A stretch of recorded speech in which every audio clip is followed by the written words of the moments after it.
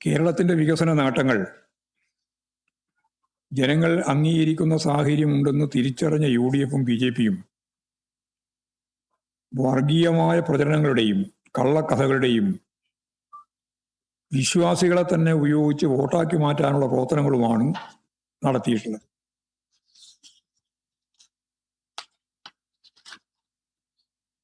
BJP Hindutva വർഗീയതയിൽ ഊന്നി നിന്നുകൊണ്ട് വ്യാപകമായ കള്ളപ്രചാര വേലകൾ അതിന് നേതൃത്വം നൽകി നടത്തുകയുണ്ടായി.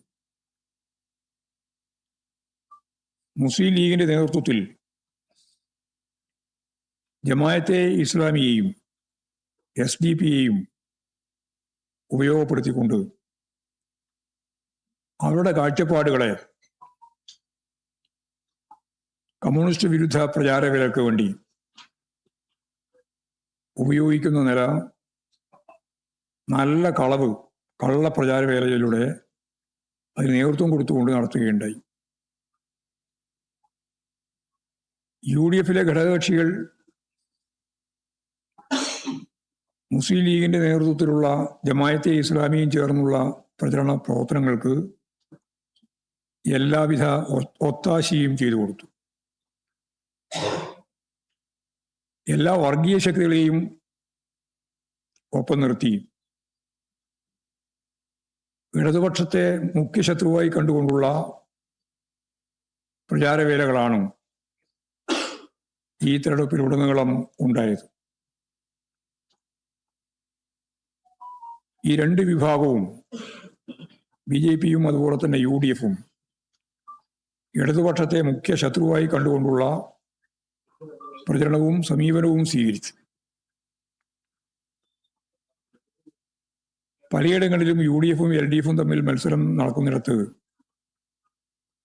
BJP വോട്ടുകൾ UDF-ന് അനുകൂലമായി ചെയ്യിച്ചു. LDF-ഉം BJP-യും തമ്മിൽ മത്സരം നടക്കുന്ന മേഖലയിൽ UDF-ന്റെ വോട്ടുകൾ BJP-ക്ക് അനുകൂലമായി ചെയ്യുന്ന സമീപനവും ഉണ്ടായി. ഉദാഹരണമായി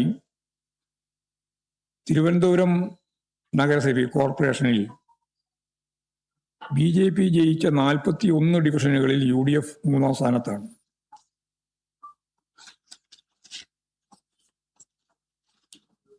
കേരളത്തിലുടനീളം ഈ സ്ഥിതിവിശേഷം കാണാൻ കഴിയും. അവർ പരസ്യമായി ഒരു മുന്നണി എന്ന രീതിയിൽ BJP-യും കോൺഗ്രസും ചേർന്ന് നിന്നിട്ട് പ്രവർത്തിച്ചു എന്ന് പറയാൻ സാധിക്കില്ലെങ്കിലും ഞാൻ നേരത്തെ പറഞ്ഞ രണ്ടാളുടെയും കമ്മ്യൂണിസ്റ്റ് വിരുദ്ധതയെ ഉപയോഗപ്പെടുത്തിക്കൊണ്ട്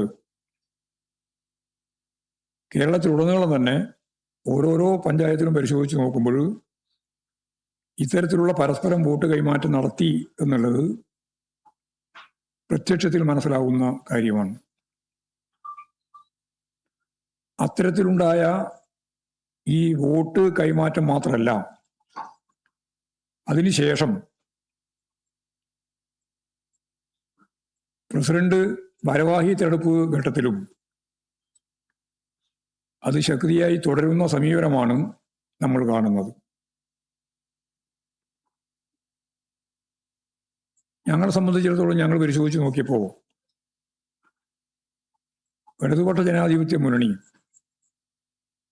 ഗവൺമെന്റിന്റെ പ്രവർത്തനങ്ങൾ,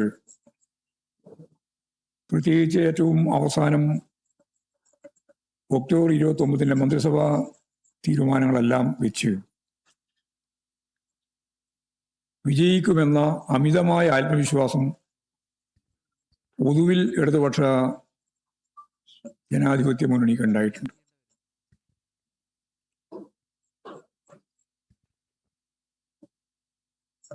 ചില പ്രദേശങ്ങളിൽ നിലനിന്ന, പ്രത്യേകിച്ചും നഗരമേഖലയിലുണ്ടായ സംഘടനാ ദൗർബല്യം ഈ തിരിച്ചടിക്ക് ഇടയാവുകയും ചെയ്തു.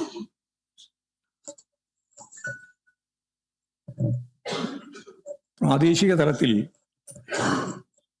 പ്രവർത്തനങ്ങളിൽ ഉണ്ടായ ചില വീഴ്ചകളും അതത് മേഖലയെ തിരഞ്ഞെടുപ്പ് വിജയത്തിന് തടസ്സമായി നിൽക്കുന്ന നിലയുണ്ടായി. ശബരിമല പോലുള്ള പ്രശ്നങ്ങളിൽ UDF-ഉം BJP-യും ശക്തിയായ കള്ളപ്രചാരവേല നടത്തിയിരുന്നു. ഇതുപയോഗിച്ച് വോട്ട് നേടാനുള്ള പരിശ്രമം അവർ നടത്തുകയുണ്ടായി. എന്നാൽ ആ പരിശ്രമം അവർ ഉദ്ദേശിച്ചതുപോലെ വിജയിച്ചു എന്ന് പറയാൻ സാധിക്കുന്നതല്ല. കണക്കുകൾ കാണിക്കുന്നത് അതാണ്. ശബരിമല ഉൾക്കൊള്ളുന്ന വാർഡും അത് നിലകൊള്ളുന്ന പെരുനാട് ഗ്രാമപഞ്ചായത്തും LDF ആണ് ജയിച്ചത്. ശബരിമല വിശ്വാസികളുടെ കേന്ദ്രമായി നിലകൊള്ളുന്ന പന്തളം മുനിസിപ്പാലിറ്റി അത് BJP ഭരിക്കുകയായിരുന്നു കഴിഞ്ഞ 5 വർഷം. BJP-യിൽ നിന്നും ഇടതുപക്ഷ ജനാധിപത്യ മുന്നണി പന്തളം മുനിസിപ്പാലിറ്റി പിടിച്ചെടുക്കുകയുണ്ടായി. മാധ്യമങ്ങൾ തുടർച്ചയായി നടത്തിക്കൊണ്ടിരുന്ന തെറ്റായ പരാമർശങ്ങൾ, പ്രചാരവേലകൾ, കമ്മ്യൂണിസ്റ്റ് വിരുദ്ധ ആശയത്തിന് വലിയ രീതിയിൽ പ്രചരണം നൽകിയിട്ടുള്ള ഈ മാധ്യമ ശൃംഖലകളുടെ പ്രവർത്തനം ജനങ്ങളിൽ തെറ്റിദ്ധരിപ്പിക്കുന്നതിന് വേണ്ടിയുള്ള നിലപാടായി നിലകൊണ്ടു എന്നുള്ളത് ഞങ്ങൾ ആദ്യം തന്നെ ചൂണ്ടിക്കാണിച്ചതാണ്. അത് ശരിയായിരുന്നു. പണക്കൊഴുപ്പിന്റെ വലിയ സ്വാധീനം ഈ തെരഞ്ഞെടുപ്പിൽ BJP-യും UDF-ഉം ഉപയോഗിച്ചിട്ടുണ്ട്. കാശ് കൊടുത്ത് വോട്ട് വാങ്ങുക എന്ന സമീപനം കേരളത്തിൽ ഒരു പുതിയ രീതിയായി ഇപ്പോഴ് കണ്ടുവരികയാണ്.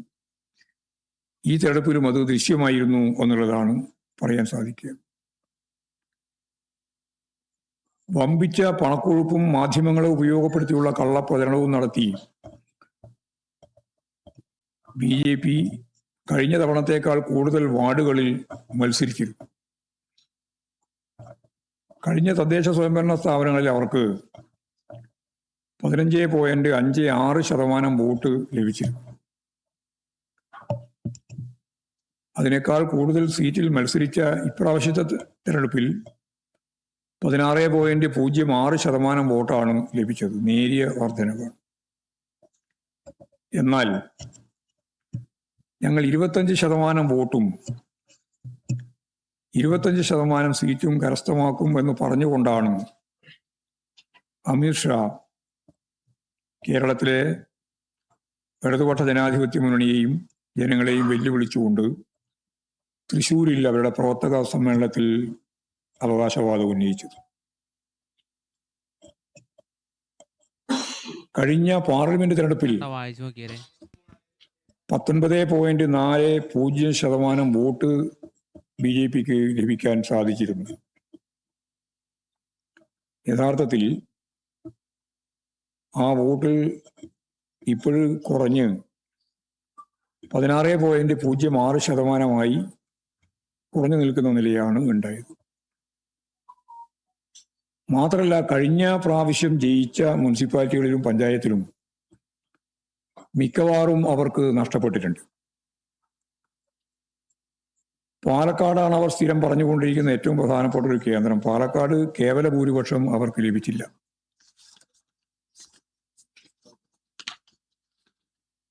യഥാർത്ഥത്തിൽ BJP-യെ പ്രതിരോധിക്കുന്നതിൽ നേതൃത്വപരമായ പങ്കുവഹിച്ചത് ഇടതുപക്ഷ ജനാധിപത്യ മുന്നണിയാണ്. ഞാൻ നേരത്തെ പറഞ്ഞ പോലെ BJP കഴിഞ്ഞ പ്രാവശ്യം വിജയിച്ച പല തദ്ദേശ സ്വയംഭരണ സ്ഥാപനങ്ങളും പിടിച്ചെടുത്തത് LDF ആണ്. പന്തളം നഗരസഭ BJP-യിൽ നിന്നും LDF പിടിച്ചു. കോട്ടയം ജില്ലയിലെ മുത്തോലി പഞ്ചായത്ത് പാർട്ടി സംസ്ഥാന കമ്മിറ്റി കണ്ടെത്തിയിട്ടുള്ള ഈ കാര്യങ്ങളെല്ലാം വെച്ചുകൊണ്ട് പാർട്ടിയിലുടനീളം പാർട്ടി റിപ്പോർട്ടിംഗ് നടന്നു കഴിഞ്ഞാൽ അത് ജനുവരി 15 ആകുമ്പോഴേക്ക് ആ റിപ്പോർട്ടിംഗ് പൂർത്തിയാവും എന്നാണ് ഞങ്ങളിപ്പോൾ കണക്കാക്കുന്നത്. 5.5 ലക്ഷം വരുന്ന പാർട്ടി മെമ്പർമാർക്കും ഈ റിപ്പോർട്ട് നൽകേണ്ടത് ആയിട്ടുണ്ട്. അതിനുശേഷം ജനുവരി 15 മുതൽ 22 വരെ കേരളത്തിലെ എല്ലാ വീടുകളിലും ഞങ്ങൾക്ക് ഉണ്ടായ പരാജയം ഉൾപ്പെടെയുള്ള കാര്യങ്ങൾ വെച്ചുകൊണ്ട് തന്നെ തുറന്ന ഒരു സംവാദത്തിന് കക്ഷി രാഷ്ട്രീയ വ്യത്യാസമില്ലാതെ മുഴുവൻ വീടുകളിലും കയറി പാർട്ടി നേതൃത്വം മുതൽ താഴെ തലം വരെയുള്ള മുഴുവൻ ആളുകളും ഒരാഴ്ചയിലധികം നീണ്ടു നിൽക്കുന്ന ഈ ഗൃഹസന്ദർശന പരിപാടി അവരുമായിട്ടുള്ള ആശയവിനിമയം ശക്തിപ്പെടുത്തണം, ഗൃഹസന്ദർശന പരിപാടി നടത്തണം എന്നിപ്പോൾ തീരുമാനിച്ചിട്ടുണ്ട്. 15-ാം തീയതി മുതൽ 22-ാം തീയതി വരെയാണ്. കേന്ദ്ര സർക്കാർ കേരളത്തോട് കാണിക്കുന്ന ചില സാമ്പത്തിക ഉപരോധ നിലപാട് ഉൾപ്പെടെ വെച്ചുകൊണ്ട് അതിശക്തിയായ പ്രക്ഷോഭ സമരങ്ങൾ സംഘടിപ്പിക്കുന്നതിന് ഇടതുപക്ഷ ജനാധിപത്യ മുന്നണി ഇപ്പോൾ തീരുമാനിച്ചിട്ടുണ്ട്. അതിന് പരിപൂർണമായ പിന്തുണ നൽകാൻ ഞങ്ങൾ സംസ്ഥാന കമ്മിറ്റി തീരുമാനിച്ചു. ഇടതുപക്ഷ ജനാധിപത്യ മുന്നണി ഇവിടെ ചേർന്നപ്പോൾ മുന്നോട്ടേക്ക് വെച്ച ഏറ്റവും പ്രധാനപ്പെട്ട 2 പരിപാടികളാണ്. ഒന്ന്, ജനുവരി 12-ാം തീയതി പാളയം രക്തസാക്ഷി മണ്ഡലത്തിൽ മുഖ്യമന്ത്രിയും മന്ത്രിസഭാ അംഗങ്ങളും എല്ലാ MLA-മാരും MP-മാരും ഇടതുപക്ഷ ജനാധിപത്യ മുന്നണി നേതാക്കളും എല്ലാം പങ്കെടുക്കുന്ന ഒരു സത്യാഗ്രഹ സമരം കേന്ദ്ര ഗവൺമെന്റിന്റെ തെറ്റായ സാമ്പത്തിക നിലപാടുകൾക്കെതിരായി, കേരളത്തോട് അവർ കാണിക്കുന്ന അവഗണനക്കെതിരായി, ഉപരോധ നിലപാടിനെതിരായി ഇവിടെ സംഘടിപ്പിക്കണം എന്നിപ്പോൾ തീരുമാനിച്ചിട്ടുണ്ട്. അത് ജനുവരി 12-ാം തീയതിയാണ്. അതോടൊപ്പം തന്നെ കേരളത്തിനെതിരായിട്ടുള്ള ഈ സാമ്പത്തിക ഉപരോധം മാത്രമല്ല, അവർ എടുത്തുകൊണ്ടിരിക്കുന്ന നിലപാട് ഇപ്പോൾ ഏറ്റവും പ്രധാനപ്പെട്ട കേരളത്തെ സംബന്ധിച്ചിടത്തോളം ജനങ്ങൾക്ക് അനുകൂലമായ നിലപാട് പണ്ട് UPA ഗവൺമെന്റിന്റെ കാലത്ത് ഇടതുപക്ഷം പിന്തുണ നൽകിക്കൊണ്ട് രൂപപ്പെടുത്തിയ ഒരു ആശയമാണ് തൊഴിലുറപ്പ് പദ്ധതി. ആ തൊഴിലുറപ്പ് പദ്ധതി കാലാകാലമായിട്ട് അതിന്റെ വിഹിതം കുറച്ചുകൊണ്ടിരിക്കുകയായിരുന്നു. ഇപ്രാവശ്യം തൊഴിലുറപ്പ് പദ്ധതിയുടെ നിയമ ഭേദഗതിയിലൂടെ ഇന്ത്യയിലുടനീളം നടപ്പിലാക്കുന്ന ആ പദ്ധതി ഇല്ലായ്മ ചെയ്യുന്നതിന് വേണ്ടിയുള്ള പ്രധാനപ്പെട്ട പണി പൂർത്തിയായിരിക്കുകയാണ്. അതിന് മഹാത്മാഗാന്ധിയുടെ പേര് മാറ്റിയെന്ന് മാത്രമല്ല, ആ പദ്ധതിയുടെ ഉള്ളടക്കം തന്നെ തകർത്തിരിക്കുകയാണ്. പട്ടിണിയെ അവസാനിപ്പിക്കുന്നതിന് വേണ്ടി ഇന്ത്യയിൽ ആ ജനവിഭാഗങ്ങൾക്ക് കിട്ടാൻ സാധ്യതയുള്ള തൊഴിൽ ദിനങ്ങൾ ഫലപ്രദമായിട്ട് നൽകാൻ സാധിക്കുന്ന ഒരു പരിപാടിയായിട്ടാണ് അന്ന് ഇടതുപക്ഷം വിഭാവനം ചെയ്ത് UPA ഗവൺമെന്റ് നടപ്പിലാക്കിയത്. അതിപ്പോഴും ഗാന്ധിയുടെ പേരും മാറ്റി അതിന്റെ പുറമെ ഈ പരിപാടി തന്നെ അവസാനിപ്പിക്കാൻ വേണ്ടിയുള്ള പ്രവർത്തനം നടത്തിക്കൊണ്ടിരിക്കുകയാണ്. അത് ഈ രാജ്യത്ത് ശക്തിയായ രീതിയിലുള്ള സമരവും പ്രക്ഷോഭവുമായിട്ട് രൂപപ്പെട്ട് വരുന്നുണ്ട്. പിന്നെ ഓരോ തലങ്ങളിലും കേന്ദ്ര ഗവൺമെന്റ് എടുത്തുകൊണ്ടിരിക്കുന്ന സമീപനങ്ങൾ, നമ്മുടെ കടം വാങ്ങാനുള്ള ശേഷി ഇല്ലായ്മ ചെയ്യാനുള്ള പ്രവർത്തനം, അതുപോലെ വിവിധ പ്രവർത്തനങ്ങളിൽ നമുക്ക് കേരളത്തിൽ നൽകേണ്ടുന്ന വിഹിതം തരാതിരിക്കുന്ന കുടിശ്ശികയാക്കുന്ന ഒരവസ്ഥ, ഇതെല്ലാം വെച്ചുകൊണ്ട് നേരത്തെ പറഞ്ഞ 12-ാം തീയതിക്ക് ശേഷമുള്ള നല്ല രീതിയിലുള്ള പ്രചരണ പ്രവർത്തനത്തിലൂടെ മതനിരപേക്ഷത സംരക്ഷിക്കാനുള്ള രാഷ്ട്രീയ ഉന്നം കൂടി വെച്ചു കേരളത്തിലാകെ 3 ജാഥകൾ, വാഹന പ്രചരണ ജാഥകൾ നടത്താൻ ഇടതുപക്ഷ ജനാധിപത്യ മുന്നണി ഇപ്പോൾ തീരുമാനിച്ചിട്ടുണ്ട്. 1-ാം തീയതി മുതൽ 15-ാം തീയതി വരെയുള്ള ദിവസങ്ങളിലാണ് ആ ജാഥ പരിപാടി നടക്കുക. ഫെബ്രുവരി 1 ഫെബ്രുവരി 1 മുതൽ 3 മേഖലയായിട്ട് LDFന്റെ ജാതിയാണ്. ഞാൻ നേരത്തെ പറഞ്ഞതെല്ലാം അതിന്റെ ഭാഗമാണ്. മതനിരപേക്ഷത എന്നുള്ളത് അതിന്റെ രാഷ്ട്രീയമായ മുദ്രാവാക്യമാണ്. മറ്റ് കേന്ദ്ര ഗവൺമെന്റിന്റെ നിലപാടുകൾ, അതുപോലെ തന്നെ തൊഴിൽ ഉറപ്പ് പദ്ധതിയെ തകർക്കുന്ന നിലപാടുകൾ, ഇതൊക്കെ അതിൽ വരും. ഇതിനിടയിൽ തന്നെ തൊഴിലുറപ്പ് പദ്ധതിക്കെതിരായി കേന്ദ്ര ഗവൺമെന്റ് നടത്തിയിട്ടുള്ള ഈ വഞ്ചനാപരമായ സമീപനത്തെ എതിർത്തുകൊണ്ട് കേരളത്തിൽ എല്ലാവരുടെയും പിന്തുണയോടെ നടത്തുന്ന വളരെ പ്രധാനപ്പെട്ട 2 പരിപാടി NREG വർക്കേഴ്സ് യൂണിയൻ പ്ലാൻ ചെയ്തിട്ടുണ്ട്. അത് 5-ാം തീയതി, ഈ വരുന്ന 5-ാം തീയതി കേരളത്തിലെ 23,000 വാർഡുകളിൽ, 23,000 വാർഡാണ് കേരളത്തിലുള്ളത്, അവിടെയാണ് ഈ തൊഴിലുറപ്പ് പദ്ധതിയുടെ കേന്ദ്രമായിട്ട് പ്രവർത്തിക്കുന്ന മേഖല. 23,000 വാർഡുകളിൽ 100 ആളുകൾ പങ്കെടുക്കുന്ന തൊഴിലുറപ്പ് പദ്ധതി സംരക്ഷണ അസംബ്ലി, അതിന്റെ പേരങ്ങനെയാണ് അവർ കൊടുത്തിട്ടുള്ളത്, തൊഴിലുറപ്പ് പദ്ധതി സംരക്ഷണ അസംബ്ലി എന്ന നിലയിൽ 5-ാം തീയതി ആ പരിപാടി നടക്കാൻ പോകുക. ജനുവരി 5.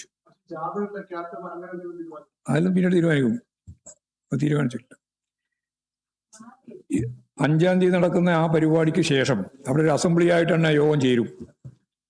എല്ലാ സമൂഹത്തിന്റെ എല്ലാ ഭാഗത്തുള്ള ആളുകളും പങ്കെടുക്കും, കക്ഷി രാഷ്ട്രീയത്തിന് അതീതമായിട്ട്. അവിടെ ഒരു ഉദ്ഘാടനം, ഒരു പ്രമേയമായിട്ട് കേന്ദ്ര ഗവൺമെന്റിനെതിരായിട്ട് ഒരു കുറ്റപത്രം തയ്യാറാക്കും. ഈ പരിപാടി തകർക്കുന്നതിനെതിരായിട്ട് രോഷപ്രകടനമായിരിക്കും അത്. അവിടെ ഈ അസംബ്ലിയിൽ നിന്ന് അവര് കേന്ദ്ര ഗവൺമെന്റിന്റെ നിലപാടുകൾക്കെതിരായി രാജ്ഭവനിലേക്ക് മാർച്ച് ചെയ്യാനുള്ള പ്രഖ്യാപനം നടത്തും. അത് വരുന്ന 15-ാം തീയതി കേരളം കണ്ട ഏറ്റവും വലിയൊരു ജനകീയ മുന്നേറ്റം, 10,000-കണക്കിന് ആളുകൾ, ലക്ഷക്കണക്കിന് ആളുകൾ പങ്കെടുക്കുന്ന ഒരു സമരം കേരളത്തിലുടനീളം എല്ലാ ജില്ലയിലും, ജില്ലാ കേന്ദ്രത്തിലെ കേന്ദ്ര ഗവൺമെന്റ് ഓഫീസിന് മുമ്പിലും ഇവിടെ തിരുവനന്തപുരത്ത് രാജ്ഭവന് മുമ്പിലും സംഘടിപ്പിക്കാൻ ഇപ്പോൾ തീരുമാനിച്ചു.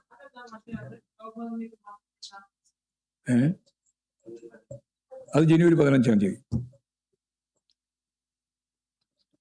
അപ്പോൾ ജനുവരി 15 ആ പരിപാടി കഴിഞ്ഞതിന് ശേഷം ഞാൻ നേരത്തെ പറഞ്ഞതുപോലെ വലിയ രീതിയിലുള്ള ജനകീയ സമ്പർക്ക പരിപാടിയും 15 മുതൽ 22-ാം തീയതി വരെ, പിന്നീട് വ്യാപകമായ രീതിയിലുള്ള പ്രചരണ പ്രവർത്തനത്തിന്റെ ഭാഗമായിട്ടുള്ള കുടുംബയോഗങ്ങൾ, ഒരു വാർഡിൽ ഒരു യോഗം എന്ന രീതിയിൽ കുടുംബയോഗം, വിശാലമായ അർത്ഥത്തിൽ കുടുംബയോഗങ്ങൾ അതിന്റെ ഭാഗമായിട്ട് ചേരും, ജനങ്ങളോട് സംവേദിക്കും. ഒരു ലോക്കലിൽ ഒരു പൊതുയോഗം എന്ന രീതിയിൽ കേരളത്തിലെ മുഴുവൻ ലോക്കലുകളും 2,400-ലധികം വരുന്ന പൊതുയോഗങ്ങൾ ഇതിന്റെ ഭാഗമായിട്ട് നടക്കും. വലിയ ഒരു രാഷ്ട്രീയ ആശയ പ്രചാരവേല ഇതിന്റെ ഭാഗമായിട്ട് സംഘടിപ്പിക്കണമെന്നാണ് ഇപ്പോഴും പാർട്ടി സംസ്ഥാന കമ്മിറ്റി തീരുമാനിച്ചിട്ടുള്ളത്.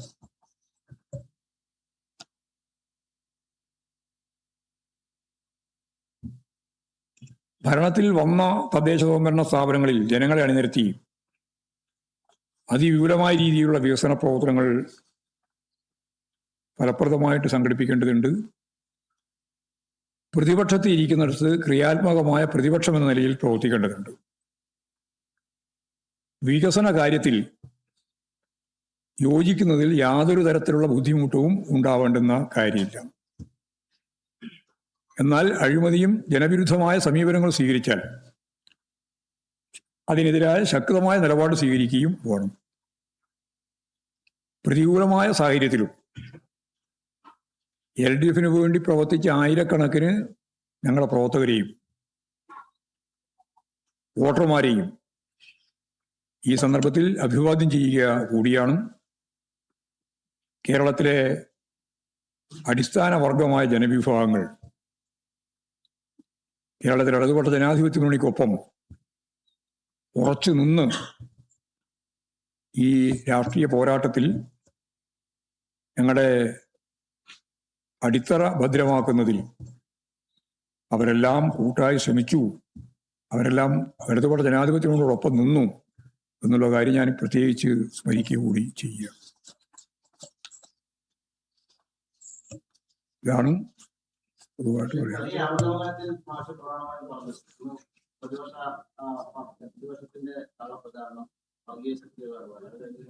പ്രാദേശിക തലത്തിൽ പാർട്ടിയുടെ തരത്തിലുള്ള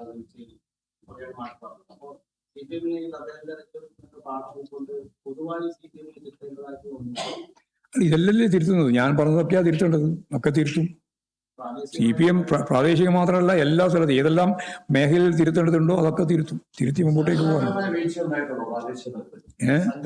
അതൊക്കെ ഞാൻ നേരത്തെ പറഞ്ഞതിൽ തന്നെ വളരെ വ്യക്തമാണ്. അത് വേറെ ക്ലാസ് തന്നെ പങ്കെടുപ്പിക്കാം. അത് ഏത് തരത്തിൽ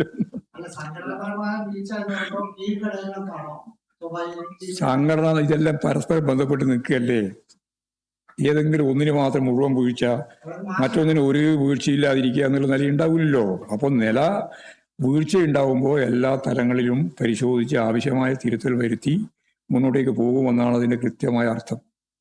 അത് ഞാൻ പറഞ്ഞിട്ടുണ്ട്.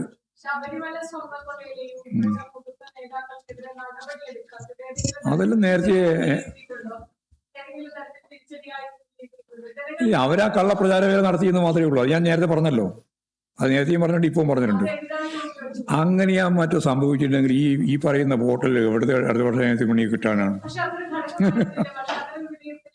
വലിയ ഞാൻ പറഞ്ഞിട്ടുണ്ട്, ആ പറഞ്ഞതിനകത്തുണ്ടത്.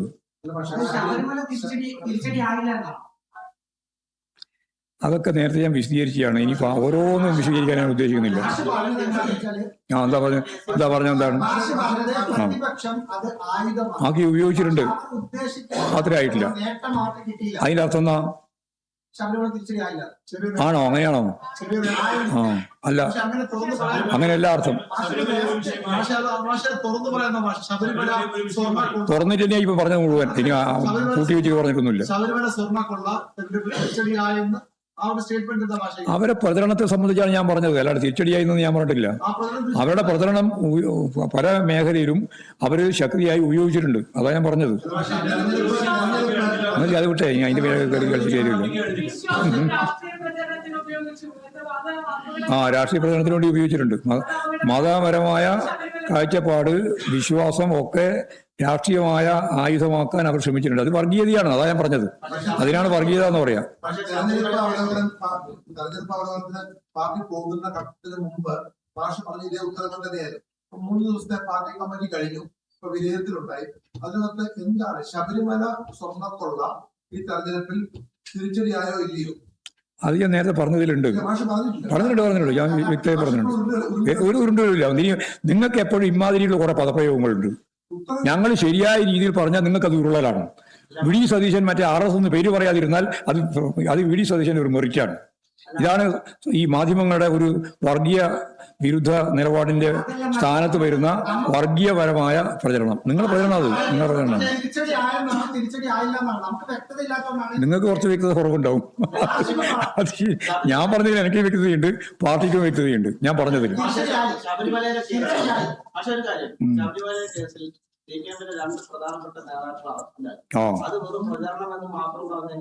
അല്ല, അതിലൊക്കെ ഞങ്ങൾ കൃത്യമായ നിലപാട് സ്വീകരിക്കും. അതിനെന്താ നിങ്ങൾക്ക് സംശയമുള്ളത്? ഞങ്ങൾ ജനങ്ങളോട് വിശദീകരിച്ചിട്ടുണ്ട്. ഞങ്ങൾ അതും കൂടി വിശദീകരിച്ചുകൊണ്ടല്ലേ ഈ തെരഞ്ഞെടുപ്പിൽ ഇത്രയും വലിയ രീതിയിലുള്ള മുന്നേറ്റം ഉണ്ടാക്കാൻ ഞങ്ങൾക്ക് പാർലമെന്റ് തെരഞ്ഞെടുപ്പുമായി ബന്ധപ്പെട്ട് ഇവിടെ എത്തുമ്പോൾ കഴിഞ്ഞത്. നല്ല രീതിയിലുള്ള മുന്നേറ്റമല്ലേ ഉണ്ടായത്? ചെറിയ മുന്നേറ്റമൊന്നുമല്ല. ഞങ്ങൾ എത്രയോ താഴത്താണ് ഉണ്ടായിരുന്നത്. അവിടെ നിന്നാണ് 10-17 ലക്ഷം വോട്ടിന്റെ മുന്നിലേക്ക് കുതിച്ചത്. വെറുതെ ഒന്നുമല്ല അത്.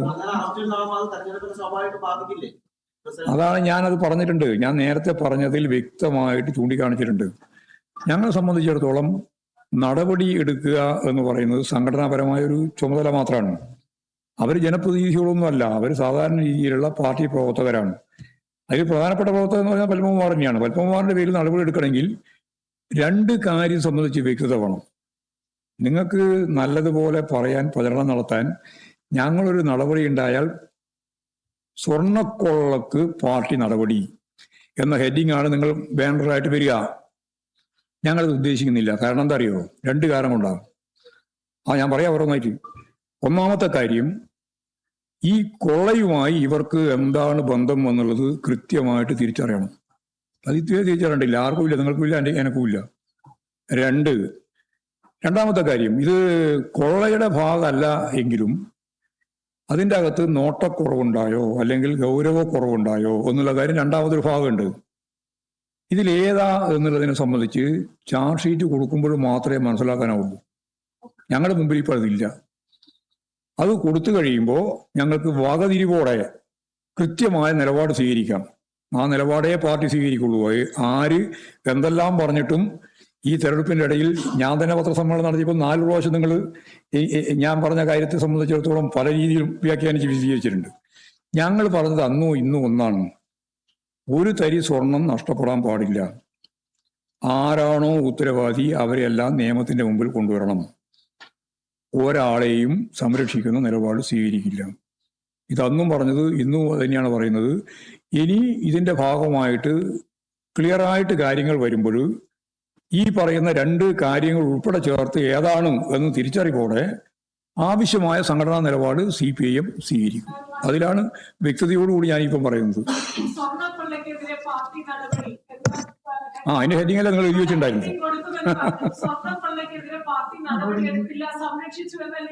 അത് നിങ്ങൾ പറഞ്ഞ കുഴപ്പമില്ല, ഞങ്ങൾ അഴിവെടുത്തില്ലല്ലോ. നിങ്ങളെ പ്രചരണമല്ലേ ഇത്? അത് നിങ്ങളെ പ്രചരണമല്ലേ. ഞങ്ങളുടെ തീരുമാനത്തിന്റെ ഭാഗമായിട്ട് പ്രചരണം നടത്താൻ നിങ്ങൾക്ക് സൗകര്യം കിട്ടില്ലല്ലോ. അതാ കാര്യം. അത്രയേ ഉള്ളൂ. പറഞ്ഞു.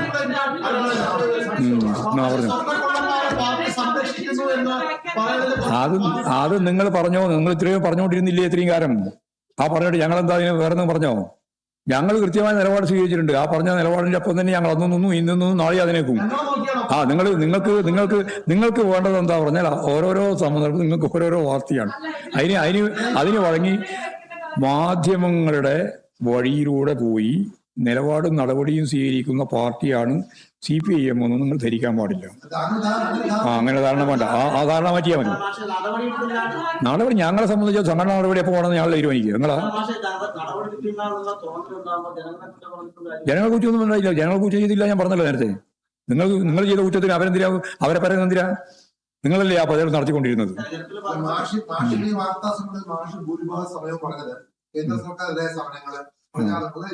എന്തുകൊണ്ടാണ് നിങ്ങൾക്ക് തിരിച്ചടി ഉണ്ടായത്? അതെല്ലാം ഞാൻ പറഞ്ഞിട്ടുണ്ട്. അതെല്ലാം തീർന്നതിനെ പറ്റിയെല്ലാം ഞാൻ പറഞ്ഞിട്ടുണ്ട്. അത് അമിത ആത്മവിശ്വാസത്തെ സംബന്ധിച്ച് പറഞ്ഞിട്ടുണ്ട്. അതുപോലെ തന്നെ സംഘടനാപരമായിട്ട് ദൗർബല്യത്തെ സംബന്ധിച്ച് പറഞ്ഞിട്ടുണ്ട്. അതിന്റെ ഓരോ തലത്തിലുള്ള പ്രവർത്തനങ്ങളെ സംബന്ധിച്ച് ഞാൻ ഇവിടെ പറഞ്ഞിട്ടുണ്ട്. അതൊക്കെ നിങ്ങൾ ശ്രദ്ധിക്കുക. നിങ്ങൾക്ക് വേറെന്തോ ശ്രദ്ധിച്ച് നടന്നുകൊണ്ടാണ് മനസ്സിലാവാതിരുന്നത്. ഒക്കെ വിശദീകരിച്ചിട്ടുണ്ട്. പ്രതിപക്ഷത്തിന്റെ മാഷിന്റെ ഭാഗ്യം പറഞ്ഞാൽ തെറ്റിദ്ധരിപ്പിച്ചിട്ടുണ്ടാവും കുറച്ചൊക്കെ. അല്ല, അത് എത്രത്തോളം എന്നുള്ളത് ഇപ്പൊ ഞാൻ പറയുന്നില്ല. ഏതാണ്ട് ഞാൻ പറഞ്ഞില്ല, അവരാഗ്രഹിച്ചതുപോലെ നടന്നില്ല എന്നാ ഞാൻ പറഞ്ഞത്. നിങ്ങൾ അങ്ങനെ പറയിപ്പിക്കണ്ട എന്നെ കൊണ്ട്. നിങ്ങൾക്ക് എഴുതിക്കോ. ഞാൻ ഈ പറഞ്ഞതിന്റെ അകത്താണ് കുറച്ച് നിൽക്കുന്നത്. അതായത് ശബരിമല സ്വർണ്ണക്കൊള്ള ഉൾപ്പെടെയുള്ള കാര്യം സംബന്ധിച്ചിടത്തോളം വ്യാപകമായിട്ട് ഇടതുപക്ഷ ജനാധിപത്യ മുന്നണിക്കും CPM-നെതിരായിട്ട് പ്രചാരവേലകൾ നടത്തിയിട്ടുണ്ട്.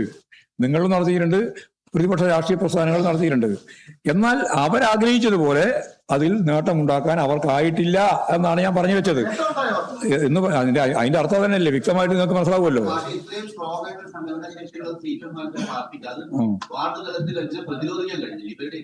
അത് പ്രതിരോധിച്ചാൽ ഇപ്പൊ ഇതല്ലല്ലോ സംഭവം ഉണ്ടാകുക. അതല്ലേ ഞങ്ങൾ വീക്കൻസ് ആയി ഞങ്ങൾ ചൂണ്ടിക്കാണിച്ചത്.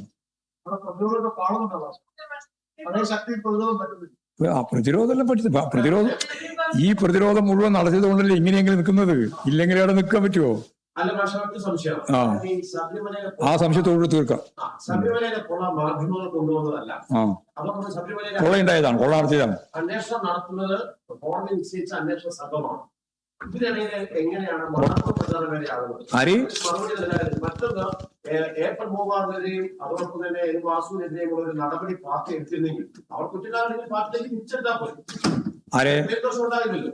അത് നിങ്ങൾ കാത്തിരുന്നോന്ന് ഞാൻ പറഞ്ഞില്ലേ. അതിനകത്ത് ഇത്തരം അന്വേഷണത്തിന്റെ റിപ്പോർട്ട് കൊടുക്കാൻ പോകല്ലേ. റിപ്പോർട്ട് കൊടുത്താൽ അപ്പോൾ തന്നെ ആവശ്യമായ കാര്യങ്ങൾ മനസ്സിലാവും. കാര്യം മനസ്സിലായാൽ അപ്പോൾ ആവശ്യമായ നിലപാട് സ്വീകരിക്കും.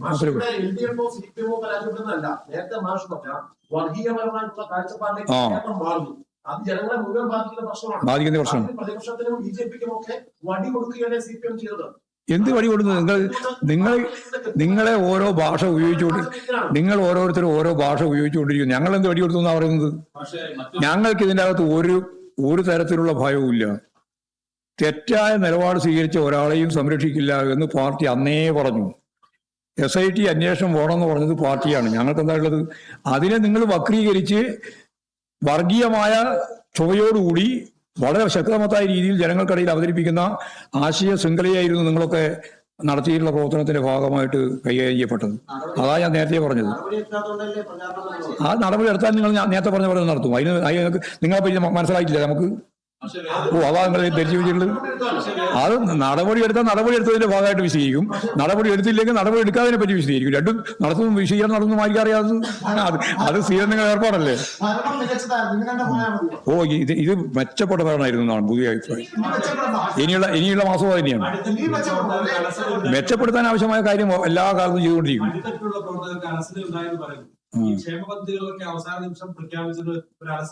അലസതല്ല, അവരും വമ്പിച്ച ഭൂരിപക്ഷത്തോട് ജയിക്കുമെന്നുള്ള പൊതു മാനസികാവസ്ഥയാണ് സൃഷ്ടിച്ചത്. അതാ കാര്യം. മേൽത്തോട്ടില് ഞാനിത് മേൽത്തോട്ട് താത്തിക്കാട്ടൊന്നും പറഞ്ഞിട്ടില്ല. നിങ്ങൾ പറഞ്ഞിട്ടാക്കിയതാ അത്. നിങ്ങൾക്ക് വേണമെങ്കിൽ മേൽത്തട്ട് വാക്കാം, നിങ്ങൾക്ക് വേണമെങ്കിൽ കീഴ്ത്തട്ട് വാക്കാം. അത് രണ്ടും നിങ്ങൾക്ക് കഴിയുന്നതാണ്. അതല്ലാണ്ട് ഞാനെന്ത് പറഞ്ഞു ഇതിനകത്ത്? ഞാൻ പൊതുവേ പറഞ്ഞു, ഞാനത് പൊതുവായിട്ട് തന്നെ പറഞ്ഞാണ്. ഏത് നല്ല ആത്മവിശ്വാസം ഉണ്ടായി. അതിൽ അപ്രതീക്ഷിതം ഞാൻ പറഞ്ഞത്. നിങ്ങൾക്ക് പറഞ്ഞ മലയാളം മനസ്സിലാകുന്നില്ലേ? അപ്രതീക്ഷിതം ഞാൻ പറഞ്ഞത് വെറുതെയാ.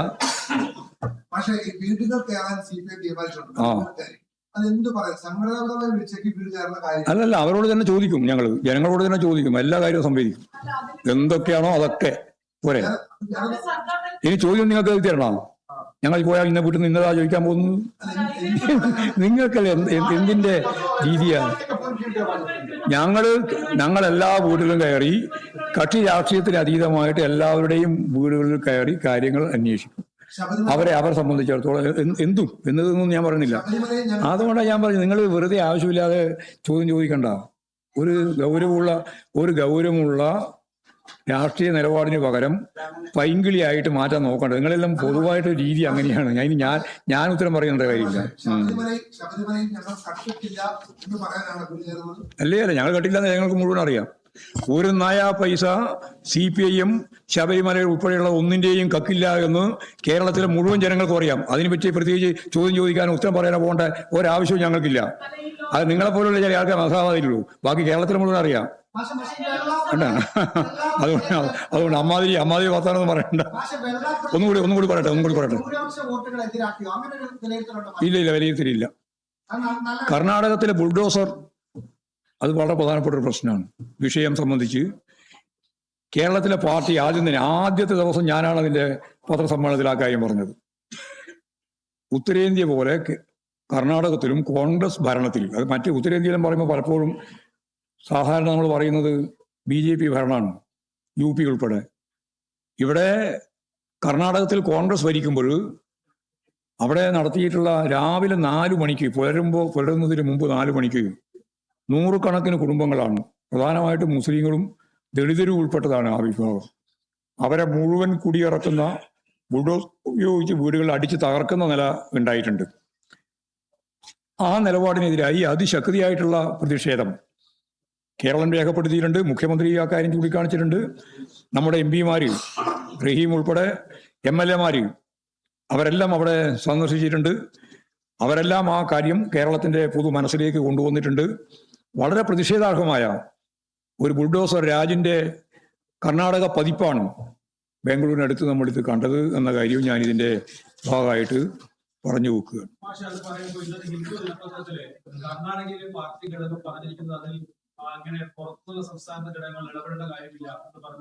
അതെ, അവർക്ക് അങ്ങനെ പറയാം. ഞങ്ങൾക്ക് സംബന്ധിച്ച് പറയുന്നതിൽ എന്താ കാര്യം? നമ്മൾ രാജ്യത്തിന്റെ രാഷ്ട്രീയ കാര്യങ്ങളല്ലേ അവലോകനം ചെയ്യുകയും പരിശോധിക്കുകയും പറയുകയും പഠിക്കുകയൊക്കെ ചെയ്യുന്നത്. അതുകൊണ്ട് അത് UP ആയതുകൊണ്ട് UP മാത്രം പറഞ്ഞാൽ മതി, കർണാടകത്തിലാകുമ്പോൾ കർണാടകം മാത്രം പറഞ്ഞാൽ മതി, കേരളത്തിലായതുകൊണ്ട് കേരളം മാത്രമേ പറയേണ്ടുള്ളൂ. ഇതല്ലേ എന്തിന്റെ രീതിയാണ്? അല്പസമയം മുമ്പ് DK ശിവകുമാർ പറഞ്ഞത് മുഖ്യമന്ത്രി പിണറായി വിജയൻ തെരഞ്ഞെടുപ്പ് മുന്നിൽ കണ്ട് കർണാടക വിഷയം ഉന്നയിച്ച് ന്യൂനപക്ഷ സ്നേഹം കാണിക്കുകയാണ്. അതിരൂക്ഷമായ വിമർശനം. അതിലൊരു വിമർശനമില്ല, അത് ന്യായമായ കാര്യമാണ്. എന്താ വെച്ചാൽ കേരളത്തിലെ ഇടതുപക്ഷ ജനാധിപത്യ മുന്നണി എല്ലാതരം വർഗീയ നിലപാടുകൾക്കും ശക്തിയായി എതിർത്ത് നിൽക്കുന്ന ഒരു ഗവൺമെന്റാണ്. ആ ഗവൺമെന്റ് അദ്ദേഹത്തിന്റെ തന്നെ ഗവൺമെന്റ് നടത്തിയിട്ടുള്ള ക്രൂരമായ കടന്നാക്രമത്തെ ഫലപ്രദമായിട്ട് പ്രതിരോധിക്കുന്നതിന് വേണ്ടിയുള്ള ആശയതലം കൃത്യമായിട്ട് കൈകാര്യം ചെയ്തിട്ടുണ്ട്. ആ ജനങ്ങളോടൊപ്പമാണ് ഞങ്ങൾ എന്ന് പറയുകയും ചെയ്തിട്ടുണ്ട്. അതിലെന്താ വേറെ പ്രശ്നം?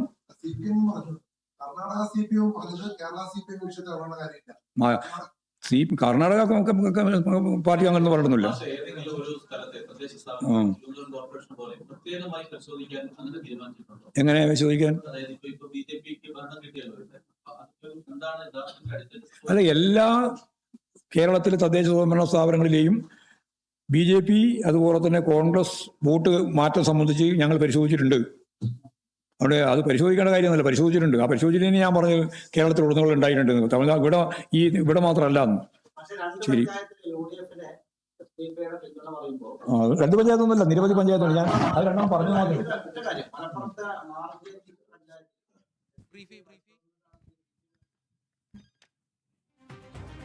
CPM സംസ്ഥാന സെക്രട്ടറി MV ഗോവിന്ദൻ മാസ്റ്റർ മാധ്യമങ്ങളെ കാണുകയായിരുന്നു. CPM നേതൃയോഗങ്ങൾക്ക് ശേഷമാണ് അദ്ദേഹം മാധ്യമങ്ങളെ കാണുന്നത്. തദ്ദേശ ഫലം വിലയിരുത്തി തോൽവിയെ നേരിയ വ്യത്യാസത്തിൽ മാത്രമാണ് തങ്ങൾക്ക് തോൽവി സംഭവിച്ചതെന്നാണ് അദ്ദേഹം പറയുന്നത്. BJPയുടെ വോട്ടുകൾ UDFന് പോയി എന്നും അദ്ദേഹം പറയുന്നുണ്ട്. മാത്രമല്ല, വാളയാർ ആൾക്കൂട്ടാക്രമണവും തൊഴിലുറപ്പ് പദ്ധതിയും മറ്റത്തൂർ വിഷയം ഉൾപ്പെടെ നിരവധി കാര്യങ്ങളും അദ്ദേഹം മാധ്യമങ്ങളുമായി സംസാരിച്ചിട്ടുണ്ട്. ശബരിമല കേസിൽ ശക്തമായ കള്ളപ്രചരണമാണ് UDFും BJPയും നടത്തിയത്. എന്നാൽ സർക്കാരിനെ പറ്റി ജനങ്ങൾക്ക് നല്ല അഭിപ്രായമാണെന്നും LDF തിരിച്ചു വരുമെന്നുമാണ് MV ഗോവിന്ദൻ മാസ്റ്റർ പറയുന്നത്.